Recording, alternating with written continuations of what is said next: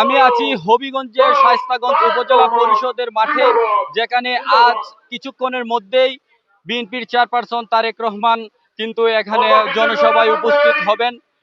আপনারা জানেন তিনি কিন্তু গতকাল হযরত শাহজালাল রহমতুল্লাহ আলাইহি এবং শাহপরান রহমতুল্লাহ আলাইহির মাজার জিয়ারতের মাধ্যমে তিনি কিন্তু আনুষ্ঠানিকভাবে নির্বাচনী প্রচারণা শুরু করেছেন। এরই অংশ হিসাবে কিন্তু হবিগঞ্জের শায়েস্তাগঞ্জে তিনি জনসভায় উপস্থিত থাকবেন এবং প্রধান অতিথির বক্তব্য রাখবেন। আমি যদি আপনাদের একটু দেখাতে চাই, এই যে শায়েস্তাগঞ্জ উপজেলা পরিষদের মাঠে কিন্তু হবিগঞ্জের বিভিন্ন উপজেলা এবং ইউনিয়ন থেকে কিন্তু বিএনপির তৃণমূল নেতৃবৃন্দরা কিন্তু এখানে এসে জমায়েত হয়েছেন। আমরা দেখেছি তারা কিন্তু সকাল থেকে তাদের প্রিয় নেতা তারেক রহমানকে দেখার জন্য কিন্তু এখানে এসেছেন।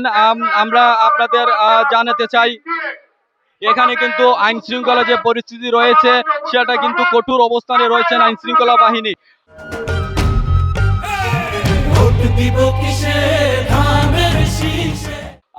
আপনারা জানেন আজকে কিন্তু সকালে সিলেটের আলিয়া মাদ্রাসা মাঠে কিন্তু প্রথম নির্বাচনী জনসভায় তারেক রহমান বক্তব্য রাখেন এবং এরপরে মৌলভীবাজারের শেরপুরের জনসভায় তিনি বক্তৃতা রাখেন।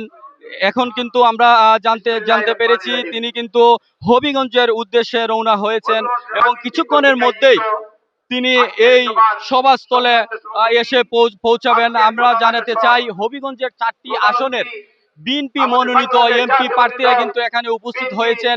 তাদের পক্ষেই কিন্তু মূলত তারেক রহমান তাদের পরিচয় করিয়ে দেবেন এবং তাদের পক্ষে ভোট চাইবেন।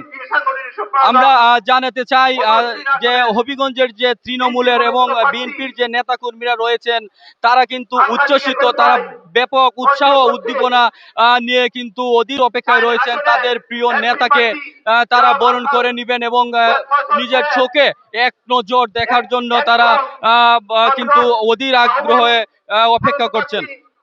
আমি যদি আপনাদের বলতে চাই 2 দশকেরও পরে কিন্তু তারেক রহমান হবিগঞ্জের মাটিতে পা রাখবেন। এরই মধ্যে তৃণমূলের যে নেতৃকর্মী আছেন বিএনপির, তাদের কিন্তু স্বপ্ন পূরণ হবে। এই ছিল হবিগঞ্জের শায়েস্তাগঞ্জ থেকে তারেক রহমানের জনসভার সর্বশেষ পরিস্থিতি।